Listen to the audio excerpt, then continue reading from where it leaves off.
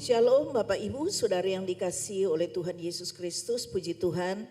Kita masih bisa bertemu lagi dalam ibadah keempat, ya jam 7 malam ya mulai. Saya bersyukur bahwa saudara-saudara bisa menggunakan waktu yang Tuhan berikan bagi saudara-saudara dan juga bagi saya. Saudara, tema firman Tuhan sama dengan sore tadi, yaitu hidup bijaksana dalam waktu yang singkat.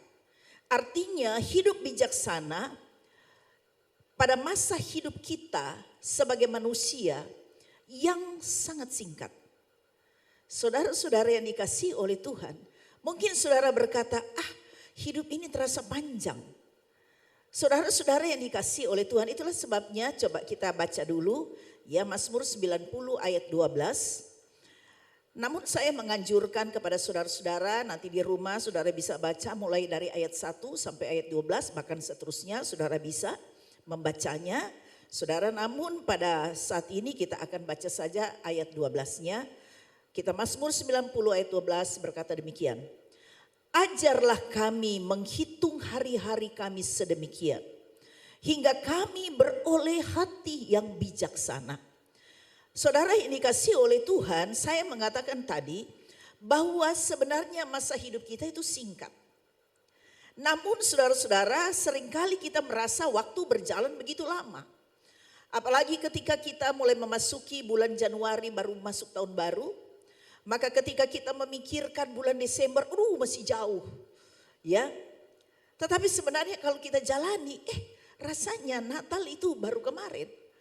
Saya juga merasakan rasanya kita baru habis merayakan Natal belum lama ya. Kita juga pergi ke daerah-daerah rasanya belum lama. Ini sudah akhir bulan Juli. Sudah masuki Agustus saudara ya, bulan ke-8. Waktu berjalan begitu cepat. Apalagi kalau dalam situasi yang tidak baik. Rasanya lama sekali kalau kita dalam situasi yang tidak baik. Misalnya contohnya waktu pandemi saudara ya dimulai pada bulan Maret 2020. Rasanya kapan ini pandemi ini berlalu? Kapan ini virus ini habis ya di dunia ini? Karena begitu banyak orang sakit. Bahkan tidak sedikit yang meninggal.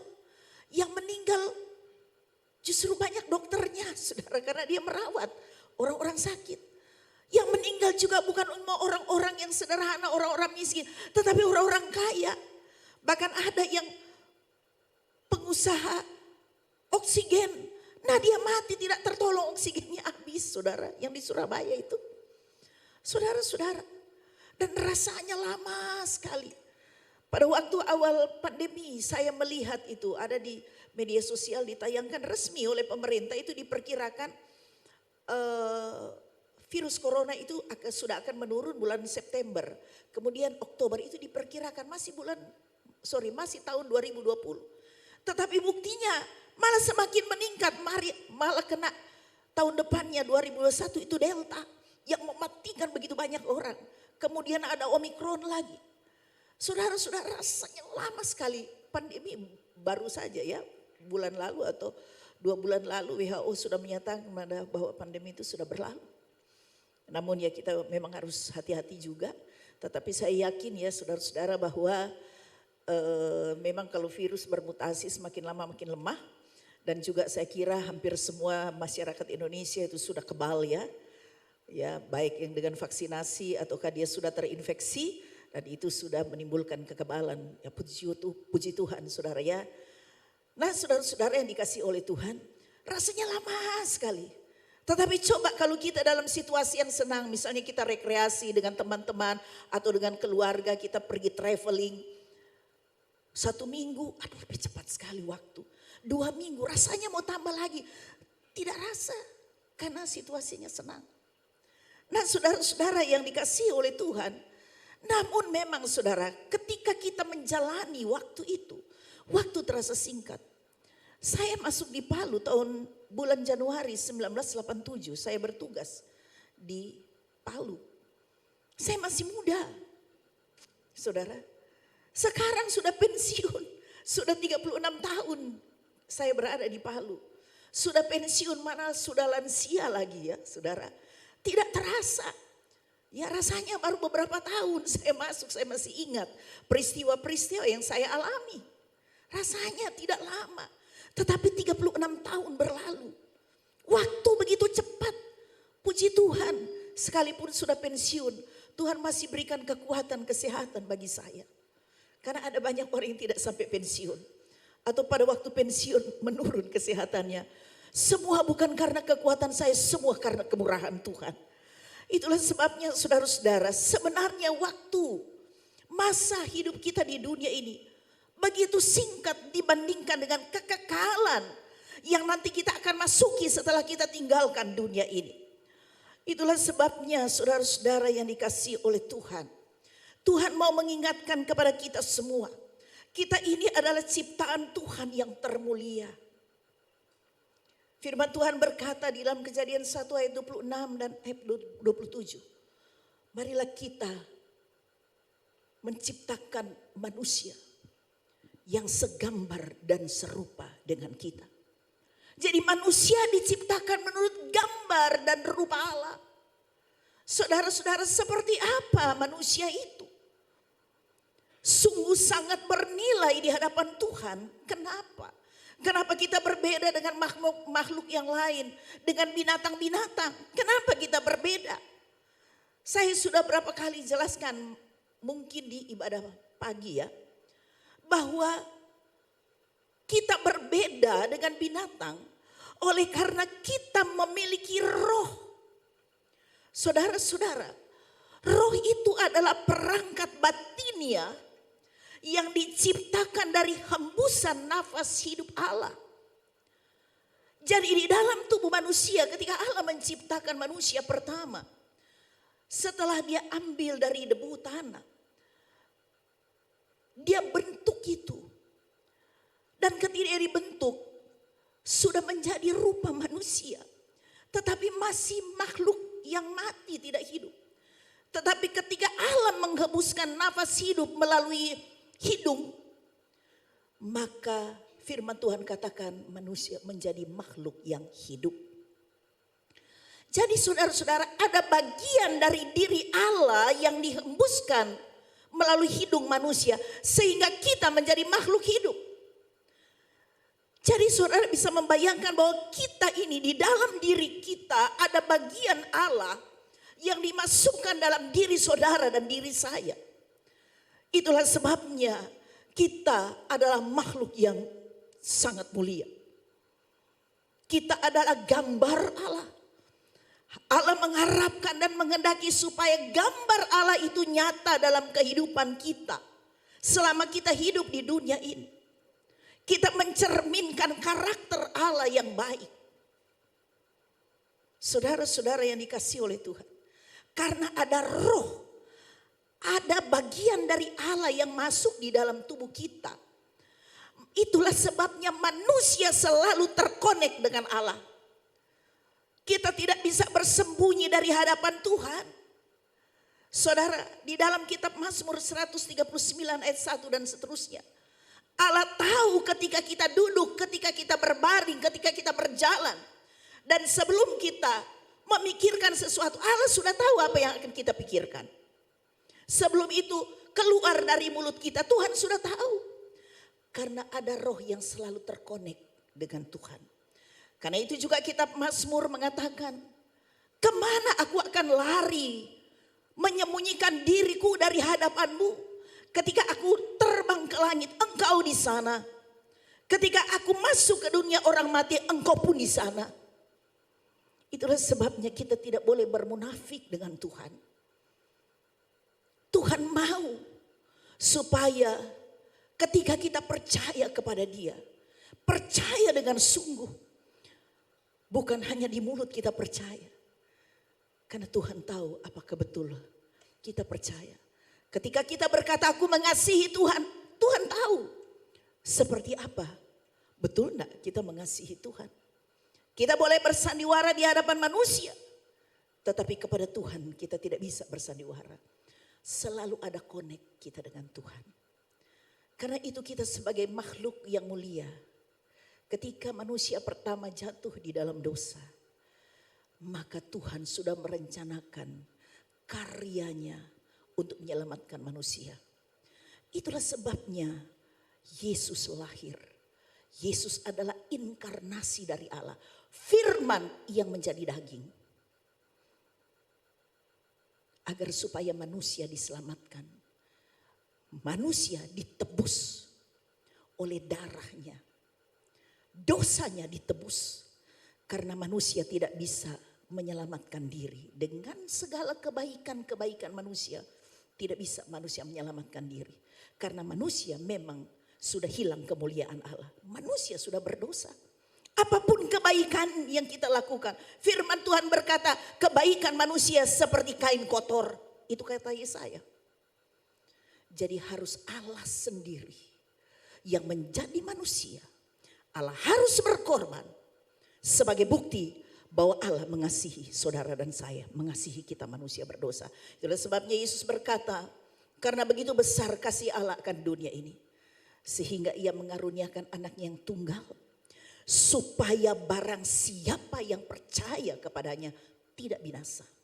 Tetapi beroleh kehidupan yang kekal. Harus percaya. Maka dosamu dan dosaku ditebus.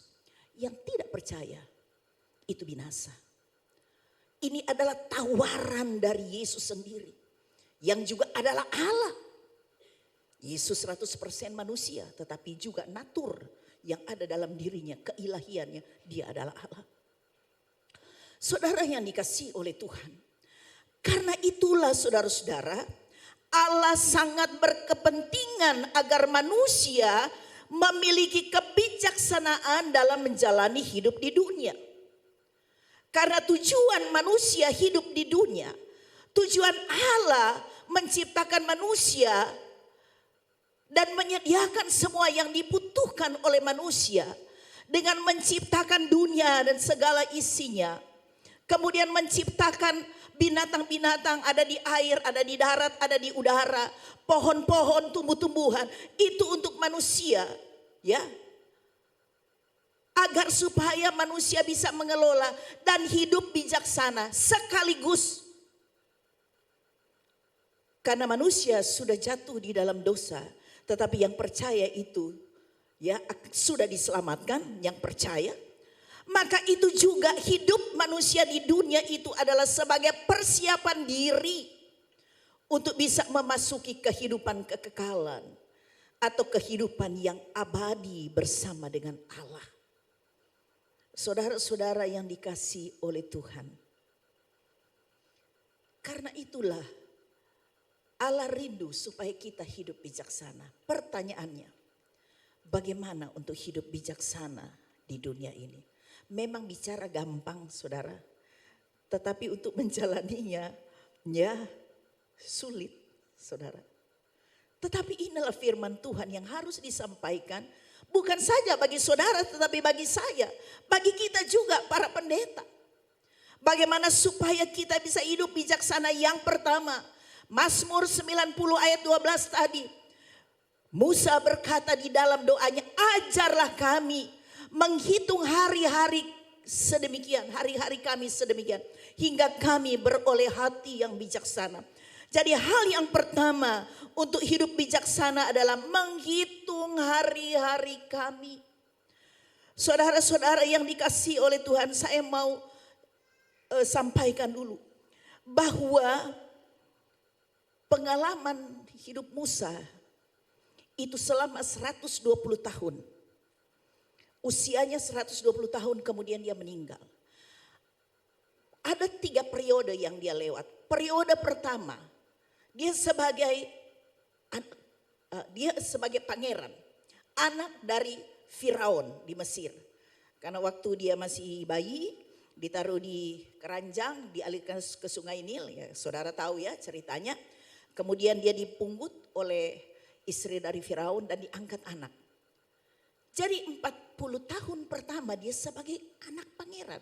Pangeran, anak dari Raja Firaun. Anak dari Firaun. Bagaimana kehidupan Musa selama 40 tahun bergelimangan dengan kemewahan. Dia juga diajar sebagai seorang pangeran. Dia orang pintar. 40 tahun pertama. Kemudian periode kedua 40 sampai 80 tahun dia sebagai pelarian. Ya saudara, kalau mungkin sekarang dia masuk dalam daftar DPO, daftar pencarian orang. Karena dia telah membunuh orang Mesir. Ya saudara, saya tidak usah jelaskan. Ya, karena dia tahu dia bukan orang Mesir akhirnya. Jadi ada orang Mesir yang berlaku seenaknya ya. Dia tahu itu adalah bangsanya, bangsa Ibrani. Maka dia jengkel, dia bunuh. Tetapi akhirnya ketahuan, dia lari. Jadi periode kedua, umur 40 sampai 80, dia menjadi pelarian dan menjadi pengembala dari mertuanya Jitro. Karena anaknya menikah dengan Musa. Selama 40 tahun. Dan kemudian periode ketiga dia menjadi pimpinan, memimpin bangsa Israel keluar dari tanah Mesir menuju ke tanah Kanaan, tanah perjanjian. Saudara-saudara, pengalaman hidup yang luar biasa. Dari pangeran, pengembala, bayangkan ya. Pangeran 40 tahun, kemudian jadi pengembala, pelarian, jadi pemimpin. Saudara-saudara, dalam memimpin umat Israel 40 tahun untuk memasuki tanah perjanjian tidak mudah, saudara. Oleh karena itu dalam doanya sebenarnya itu adalah ungkapan isi hati dari Musa. Supaya Tuhan ajarlah kami, ajarlah aku selalu dan umat Tuhan untuk menghitung hari-hari supaya kami beroleh bijaksana. Karena dalam perjalanan hidupnya dia merasakan ada banyak suka duka dalam menjalani kehidupan itu. Lengkap sudah pengalaman hidup dari Musa. Saudara-saudara yang dikasihi oleh Tuhan Yesus. Dan Musa menyadari bahwa betapa pentingnya hidup bijaksana. Karena saudara-saudara, dari 3 periode kehidupan yang panjang itu, Musa mengajar kepada umatnya. Bahkan firman Tuhan itu datang kepada kita pada zaman akhir ini. Kembali mengingatkan kita bahwa perlunya kita hidup bijaksana dalam segala hal. Musa, saudara-saudara, kita tahu dia sebagai pemimpin yang luar biasa. Mengalami suka dukanya mengantar umat Israel yang tegar tengkuk itu. Yang keras kepala. Saudara, akhirnya dia tidak masuk tanah perjanjian. Kenapa? Karena dia terpancing emosi. Melihat umat Tuhan yang keras kepala. Berulang-ulang kali mereka memaki-maki Musa, bahkan mau melontari dia dengan batu. Saudara-saudara, memang keras kepala ini. Ya, orang Israel ini ya, sampai sekarang juga saudara, kalau saudara ke sana, memang mereka itu ada rasa, ada sebuah kesombongan karena mereka itu umat pilihan Tuhan. Nah, saudara-saudara yang dikasihi oleh Tuhan, jadi Musa tidak masuk karena terpancing emosi. Musa sudah jengkel karena berkali-kali Tuhan menyatakan mujizat kepada umat Israel. Tetapi tetap saja kalau mereka dalam kesulitan, mereka tidak sama-sama, ayo kita berdoa. Ya, Musa tolong doakan. Tapi mereka bersungut-sungut. Mereka marah kepada Musa, bahkan berkata, kenapa juga engkau keluarkan kami dari tanah Mesir? Untuk mati di padang gurun ini, apakah kekurangan kubur di Mesir? Itu kata-kata mereka. Padahal mereka bertahun-tahun, puluhan tahun berseru kepada Tuhan. Supaya Tuhan membebaskan mereka dari perbudakan yang membuat mereka menderita. Setelah Tuhan keluarkan, begini perlakuan mereka terhadap Musa dan kepada Tuhan. Akhirnya Musa jengkel karena mereka meminta air. Ya, mereka kekurangan air. Tuhan suruh sama Musa karena Musa berkata kepada Tuhan, tolong Tuhan, kami perlu air. Musa berseru pada Tuhan. Tuhan bilang, pukullah bukit itu. Bukan pukul ya. Katakan kepada bukit itu, supaya air keluar dari dalamnya. Karena Musa jengkel, ya. Musa so pastil, ya. Ini orang umat Israel keras kepala. Dia bukan bicara tetapi dia ambil DP tongkat. Kemudian hantam itu bukit, ya. Akankah kami keluarkan air dari sini? Dia katakan, akankah kami? Jadi bukan Tuhan yang mengeluarkan kami. Karena jengkel keseleo, saudara. Dan akhirnya Tuhan marah. Karena terpancing emosi, maka dia melakukan tindakan-tindakan yang tidak benar. Dia melakukan tidak seperti apa yang Tuhan perintahkan. Disitulah Musa berdosa di hadapan Tuhan. Musa tidak mempermuliakan Tuhan, tetapi seolah-olah dia mempermuliakan dirinya. Akankah kami mengeluarkan air? Bukan Tuhan, karena jengkel. Dia pukul itu bukit batu. Memang air keluar, tapi Tuhan marah. Akhirnya dia tidak masuk tanah perjanjian karena terpancing emosi. Bukankah kita juga seperti itu, saudara? Seringkali kita sudah bertekad untuk tidak melakukan lagi hal itu.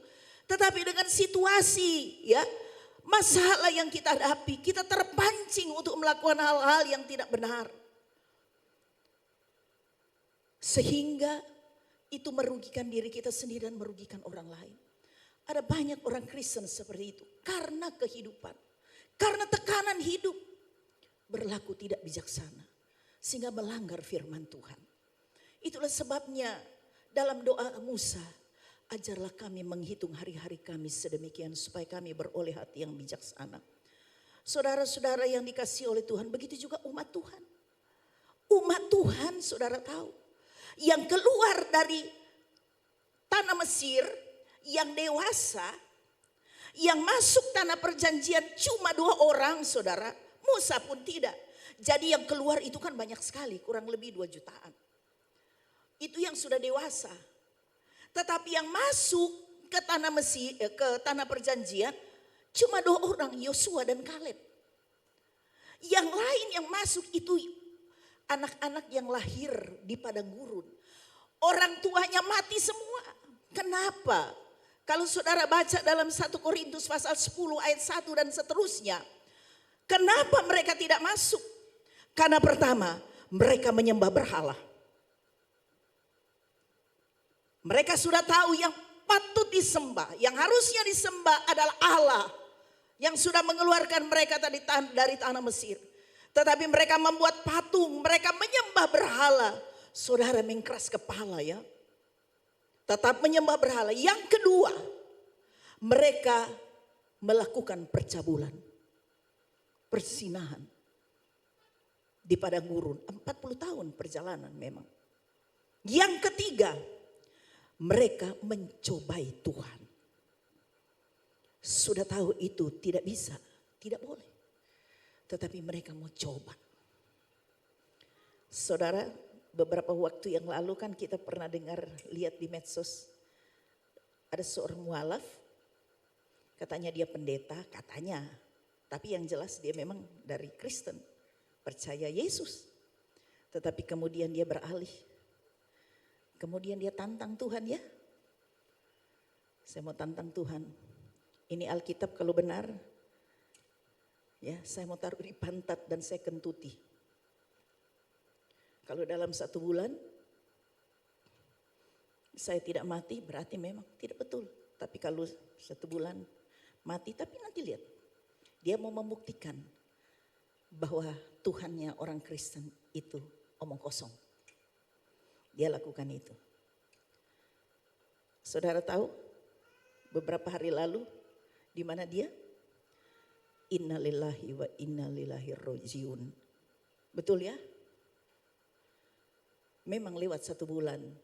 Tadi Pak Franky khotbah ibadah 1 dan 2. Tuhan masih kasih kesempatan untuk dia bertobat. Mungkin. Tetapi dia tidak bertobat. Saudara, jangan kita mencobai Tuhan. Inilah yang dilakukan oleh orang Israel. Dan yang ketiga, bersungut-sungut. Tidak ada ucapan syukur. Setiap hari mereka melihat mujizat. Dikatakan ada tiang awan pada siang hari supaya mereka tidak kepanasan. Saudara, di padang gurun itu sangat panas. Tidak ada pohon-pohon, cuma gunung-gunung batu. Padang pasir. Tetapi luar biasanya penyertaan Tuhan. Tiap siang ada tiang awan sehingga mereka tidak kepanasan. Kalau malam, saudara, itu sangat dingin dan kami sudah membuktikan itu. Sangat dingin.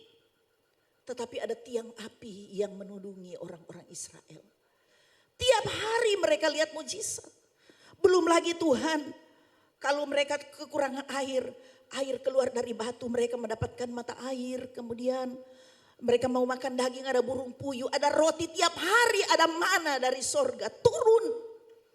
Itu kandungan gizinya kata luar biasa. Ya saudara-saudara, kita tidak diceritakan lagi dalam Alkitab ada yang sakit, kecuali kalau mereka memang tidak taat kepada Tuhan, itu yang mati. Tidak ada pandemi, tidak ada merajalela, virus apa tidak diceritakan ya. Nanti sesudah mereka masuk di tanah perjanjian. Tapi waktu itu tidak, kasut pun mereka, sepatu mereka, sandal mereka tidak rusak, baju mereka juga tidak koyak. Itu luar biasa. Tetapi saudara-saudara yang dikasihi oleh Tuhan, mereka tetap tegar tengkuk. Itulah sebabnya di dalam 1 Korintus 10 ayat 11, firman Tuhan mengingatkan kepada kita, semuanya ini telah menimpa mereka sebagai contoh dan dituliskan untuk menjadi peringatan bagi kita yang hidup pada waktu di mana zaman akhir telah tiba. Apa yang dilakukan oleh bangsa Israel, sikap dan perilaku mereka terhadap Tuhan jadi peringatan kepada kita. Jangan seperti mereka. Karena kita sudah hidup pada zaman akhir. Kita percaya atau tidak, kita suka atau tidak, dunia sedang menuju pada kehancurannya. Kita lihat saja, dunia bukan lebih baik. Ada banyak diprediksi tahun-tahun yang akan datang itu sulit, saudara. Karena firman Tuhan harus digenapi. Nubuatan dalam firman Tuhan harus digenapi. Karena itu saudara yang dikasihi oleh Tuhan, pengajaran bagi kita semua, isilah hidup kita yang singkat ini untuk mengakui Tuhan itu di atas segala-galanya. Kalau saudara baca di dalam ayat 1 dan seterusnya, ayat 1 itu dimulai doa Musa demikian ya. Tuhan, Engkaulah tempat perteduhan kami turun-temurun. 90 ayat 1 Mazmur. Engkaulah tempat perlindungan kami turun-temurun. Saudara-saudara, kita tidak bisa mengandalkan kekuatan dan kemampuan kita. Sekalipun kita banyak uang, sekalipun kita masih muda, sekalipun kita mungkin punya jabatan yang tinggi, penguasa. Tetapi firman Tuhan mengingatkan kepada kita melalui doa Musa. Tuhan itulah tempat perteduhan. Tuhan itulah tempat perlindungan. Kalau kita bisa lolos dari virus corona, kita bisa ada saat ini. Itu karena Tuhan yang menghendaki untuk kita bisa hidup. Dokter-dokter banyak loh yang ratusan orang. Ahli paru, semua yang kebanyakan spesialis. Saudara, kita bersyukur. Kita masih lolos. Kita lolos juga dari bencana, tsunami, likuifaksi, gempa. Itu bukan secara kebetulan. Kita tahu, kita harus bersyukur. Itu sebabnya sisa hidup yang Tuhan berikan bagi kita, isilah waktu yang singkat ini untuk mengetahui bahwa Tuhan itulah segala-galanya. Tuhan perlindungan kita. Dan Tuhan yang punya otoritas atas hidup kita. Kita tidak bisa mengatakan dengan seenaknya, dengan kesombongan, ayo orang so tua itu so nak lama. Kita masih muda, masih lama. Belum tentu saudara ya. Karena otoritas hidup itu ada sama Tuhan. Jadi saudara menghitung hari-hari. Kita menyadari bahwa waktu ini singkat. Masa hidup kita, firman Tuhan berkata di dalam doa Musa ayat yang ke-10. Mazmur 90 ayat 10. Musa berkata, masa hidup kami 70 tahun. Dan jika kami kuat 80 tahun. Dan kebanggaannya adalah kesukaran dan penderitaan. Sebab berlalunya buru-buru dan kami melayang lenyap. Masa hidup rata-rata 70 tahun. Usia harapan hidup orang Indonesia memang semakin naik. Tapi belum rata-rata, usia rata-rata belum 70 tahun. Mungkin 67 atau 68. Kalau dia kuat 80 tahun. Kebanggaannya katanya hanya penderitaan. Orang bisa memang capai 90 ya, bahkan 100 tahun. Mami saya 89 tahun. Tetapi semua kebanggaan itu, kalau kita merasa kita umur panjang, wah saya ini nanti umur panjang misalnya ya, kita bangga. Saudara-saudara, sebenarnya kebanggaan seseorang itu, kalau kita tidak mengerti firman Tuhan, itu kita akan menderita justru dalam saat-saat seperti itu. Orang yang panjang umur, biasanya kalau terlalu panjang, malah dia suka supaya cepat Tuhan panggil saya. Tantenya dari suami saya, dia umur 80-an, itu ada di Makassar waktu kami besuk dulu. Dia katakan, oh kasihan, kenapa Tuhan so lupa sama saya? Kenapa saya belum dipanggil-panggil? Dia so siap Tuhan. Kalau orang Makassar, oh kodong apa ya? Kodong itu kasihan ya. Kenapa kasihan Tuhan ini belum panggil-panggil? Kenapa sudah menderita, selalu perlu dibantu. Saudara yang dikasihi oleh Tuhan Yesus Kristus, isilah kehidupan kita hari demi hari dengan hal-hal yang baik dan selalu menjadikan Tuhan di atas segala-galanya. Amsal 3 ayat 5 sampai yang ke-6. Percayalah kepada Tuhan dengan segenap hatimu dan janganlah bersandar kepada pengertianmu sendiri. Akuilah dia dalam segala lakumu, maka ia akan meluruskan jalanmu. Saudara-saudara yang dikasihi oleh Tuhan, percayalah kepada Tuhan dengan segenap hati. Jangan kita bersandar pada pengertian. Saudara mungkin merasa engkau orang yang pintar, tetapi ingat, kalau bukan Tuhan yang kasih. Engkau mungkin merasa orang yang sukses, engkau punya pengalaman, engkau masih energik. Kalau bukan Tuhan kasih kecerdasan, kepintaran, kesehatan, apa yang saudara bisa buat? Itulah sebabnya saudara-saudara yang dikasihi oleh Tuhan. Percayakan hidupmu kepada Tuhan. Keberhasilan apapun, apalagi saudara-saudara yang masih sangat muda. Gunakan hidupmu yang masih muda untuk sesuatu yang baik yang memuliakan Tuhan. Itulah artinya kita menghitung hari-hari kita, ya, supaya kita beroleh hati yang bijaksana. Kita bisa menjalani hidup ini dengan bijaksana. Ya, hal yang kedua, bagaimana untuk kita menjadi orang bijaksana? Yang kedua adalah bertumbuhlah dalam iman dan dalam pengenalan akan Allah. Saudara-saudara, iman kita harus bertumbuh. Ada banyak orang yang mengaku dia orang Kristen, percaya kepada Yesus. Karena dia merasa bahwa dia dilahirkan dari keluarga Kristen. Tapi imannya mati. Iman mati. Itu berarti dia sebenarnya tidak kenal siapa Allahnya.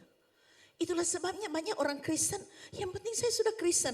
Ke gereja itu cuma tradisi saja. Tetapi sebenarnya dia tidak mengerti. Dan kehidupannya tidak mencerminkan sebagai seorang pengikut Yesus. Saudara-saudara yang dikasihi oleh Tuhan. Di dalam Yakobus pasal 2 ayat 17. Firman Tuhan berkata, demikian juga halnya dengan iman. Jika iman itu tidak disertai perbuatan, maka iman itu pada hakikatnya adalah mati. Artinya bahwa kalau kita mengaku sebagai orang beriman, kita percaya bahwa Yesus Kristus itu adalah Tuhan. Dia adalah Allah pencipta alam semesta yang sudah menyelamatkan kita manusia. Maka dia akan melakukan apa yang tertulis dalam firman Tuhan. Dia akan hidup seturut kehendak Tuhan. Perbuatan-perbuatan yang terlihat dalam hidupnya hari demi hari. Itu adalah perbuatan-perbuatan yang bisa jadi berkat bagi banyak orang. Tetapi kalau dia hidup seenaknya, di mana-mana dia ada dia bikin kekacauan, di mana dia ada terjadi gosip, di mana dia ada terjadi fitnah dan seterusnya. Sebagai anak muda sering ikut tawuran.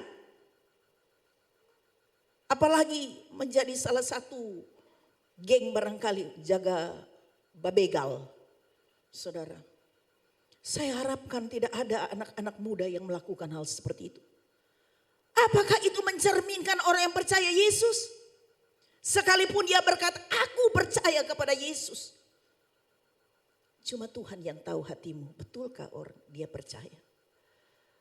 Iman tanpa perbuatan mati. Itu hanya seperti tong kosong berbunyi nyaring. Saudara-saudara yang dikasihi oleh Tuhan Yesus Kristus. Akibat banyak orang Kristen yang imannya itu mati. Berkata saya percaya tapi sebenarnya tidak. Akibatnya ada banyak orang Kristen yang hidupnya tidak ada beda dengan orang lain. Orang yang tidak percaya Tuhan. Malah orang yang tidak percaya Tuhan Yesus. Ya tidak percaya Tuhan Yesus. Kelihatan hidupnya lebih baik. Lebih sopan. Saudara. Coba kalau hari-hari raya pengucapan syukur. Kalau di Manado ini semua dekat-dekat pengucapan syukur ini. Atau mau Natal, tahun baru. Coba lihat. Dipenuhi dengan minum-minuman keras, mabuk-mabukan. Waktu saya masih di sana. Saya kan sekolah sampai selesai kuliah di sana. Saudara-saudara, kalau tahun baru atau kalau acara perayaan-perayaan Natal atau tahun baru atau pengucapan, pergi ke gunung. Ya ke daerah Minahasa. Seringkali macet. Kenapa macet? Karena kasih kesempatan orang mabuk mendemonstrasikan DP mau-mau sendiri. Orang mabuk. Ya, baru habis gereja.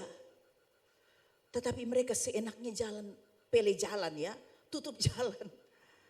Ya saudara, ada yang sudah digot, ada yang sudah macam-macam lah.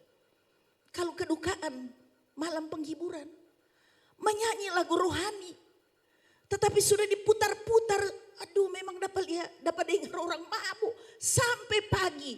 Nanti jam 7 baru rasa teduh. Orang susah tidur karena menyanyi lagu rohani tetapi dengan keadaan mabuk. Saudara-saudara, coba hari-hari raya orang-orang yang non-Kristen begitu kusuk, mana ada mereka mabuk-mabukan? Hindu, mereka menghormati apa yang mereka percayai. Muslim, hari raya bersilaturahmi kepada orang tua, lebih baik kelihatan. Karena itu tidak heran Yusuf Roni pernah berkata, kalau saya hanya melihat kehidupan orang Kristen, tidak mungkin saya jadi orang Kristen. Karena kehidupan orang Kristen penuh dengan pesta pora, penuh dengan mabuk-mabukan. Tetapi puji syukur kepada Tuhan, Tuhan yang langsung menyelamatkan saya. Ketika dia habis membakar gereja dulu, kemudian mendapatkan Alkitab dan dia kemudian baca. Kalau hanya melihat kehidupan orang Kristen, tidak jadi berkat. Inikah cerminan orang yang beriman? Saudara yang dikasihi oleh Tuhan, itulah sebabnya Yesus berkata, bukan semua orang yang berseru aku Tuhan, Tuhan akan masuk dalam kerajaan sorga, tetapi mereka yang melakukan kehendak Bapakku yang di sorga. Malah dikatakan pada hari terakhir akan banyak orang yang berkata, Tuhan, aku sudah mengadakan mujizat demi namamu, mengusir setan-setan, menyembuhkan orang sakit. Mereka memiliki karunia-karunia penglihatan, nubuatan. Tetapi pada saat itu aku akan berterus terang kepada mereka, aku tidak pernah kamu, hai kamu pembuat kejahatan. Saudara, biarlah kita orang-orang percaya, kita harus bisa bertumbuh dalam iman dan pengenalan akan Tuhan kita dengan benar. Roma 10 ayat 17, firman Tuhan berkata, jadi iman timbul dari pendengaran dan pendengaran oleh firman Kristus. Kalau kita setia membaca, merenungkan firman Tuhan, setia beribadah, maka di situ kita diajar. Karena iman kita bisa hidup dan kemudian bertumbuh hanya karena kita mendengar firman Kristus. Maka kita akan diberikan hikmat oleh Tuhan, kebijaksanaan. Sekalipun memang ada banyak masalah, ada banyak tantangan, tetap ada firman yang akan terus meneguhkan kita. Mungkin saja kita bisa saat-saat tertentu kita bisa jatuh. Tetapi kalau firman itu hidup terus dalam hidup kita, maka kita akan bisa keluar dari masalah. Karena Tuhan selalu memberikan kepada kita jalan keluar ketika kita mengalami pencobaan, mengalami masalah. Asal kita pegang dan percaya pada Tuhan yang sepenuhnya. Saudara-saudara, iman yang hidup dan terus bertumbuh, maka kita akan membawa kita untuk semakin mengenal siapa Allah kita. Hati kita akan terus terbuka untuk Tuhan dan dipenuhi oleh kasih Kristus. Sehingga dimanapun kita berada, orang suka dengan kita. Kita menjadi berkat bagi orang lain. Kita bukan menjadi sumber pertengkaran, sumber perpecahan. Tetapi kita menjadi sesuatu yang menyenangkan. Karena hidup kita dipenuhi oleh kasih, karena kita mengerti firman Tuhan. Kalau iman kita hidup dan terus bertumbuh, maka kita akan selalu menjadikan firman Tuhan sebagai pedoman hidup kita. Saudara-saudara, bulan depan gereja kita akan mengadakan semacam belajar untuk kita bisa berakar, bertumbuh dan berbuah. SMK, saya murid Kristus. Saudara yang mau, mari silakan, mungkin masih bisa karena sudah banyak yang mendaftar, tapi memang nanti ada tahap-tahap berikutnya. Gratis, saudara, tidak bayar, enggak usah takut, tidak ada ujian. Ya, tidak ada ujian ya, saudara. Aduh, nanti ujian, enggak, ya. Paling memang ada pekerjaan rumah untuk dikerjakan, tetapi untuk diseringkan, ya. Jadi tidak usah takut, mungkin bilang, nanti dapat 0, nanti dapat 3, ya tidak. Saudara ya, kita belajar firman Tuhan supaya kita bisa bertumbuh. Iman kita kuat, hidup kita akan lebih berkualitas. Jadi bagi saudara yang mau ikut SMK silakan, tapi minggu depan itu sudah akan dimulai. Hal yang ketiga, bagaimana supaya kita bisa hidup bijaksana? Gunakan kebebasan dengan bertanggung jawab. Saudara, dengan bertanggung jawab terhadap nilai-nilai kemanusiaan, saudara-saudara. Saudara yang dikasihi oleh Tuhan, sedangkan di Pancasila, di sila kedua itu dikatakan apa, saudara? Sila kedua, kemanusiaan yang adil dan beradab. Manusia harus beradab, saudara. Binatang tidak beradab. Karena manusia punya akal budi. Itulah sebabnya saudara-saudara, dasar moral kita ya sebagai makhluk ciptaan Tuhan. Bagaimana kita bisa memperlakukan sesama kita itu dengan baik. Ya, bukan seenaknya. Kita harus bisa juga saling menghormati, ya. Jangan kita merugikan orang lain, tetapi mari kita saling menghargai satu dengan yang lain. Itu namanya kebebasan yang bertanggung jawab. Oh, mentang-mentang kita hidup di Indonesia sebagai negara demokrasi, maka kita bebas mengeluarkan pendapat, kita bisa memaki, kita bisa memfitnah, ya, dan seterusnya. Tidak bisa begitu. Itu kebebasan yang tidak bertanggung jawab. Mengadakan tawuran, ya, sampai orang mengganggu kepentingan publik. Ya, saudara-saudara, bukan begitu. Nah, itulah sebabnya saudara-saudara yang dikasihi oleh Tuhan, Tuhan itu adalah Allah yang bijaksana. Dia tahu bahwa apalagi anak-anak muda itu memang ingin ada kebebasan. Mereka tidak mau kebebasannya itu harus diringut, ya. Tidak boleh, oh ini harus begini. Itu sebabnya banyak anak-anak muda yang berontak sama orang tua, ya.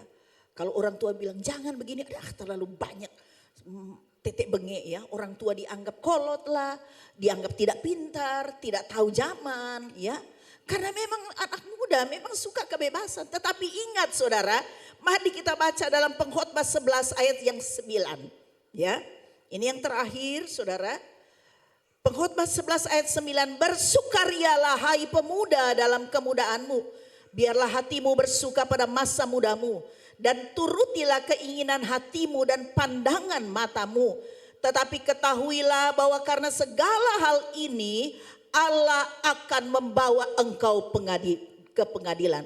Silahkan melakukan kebebasan, tapi ingat, segala sesuatu yang engkau lakukan, engkau akan mempertanggungjawabkan nanti.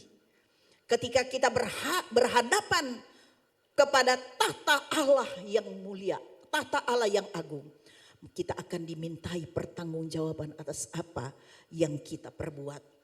Saudara-saudara, silakan lakukan kebebasan, tetapi kebebasan yang bertanggung jawab. Karena itu, di dalam ayat selanjutnya, Pengkhotbah 12 ayat 1, firman Tuhan berkata demikian.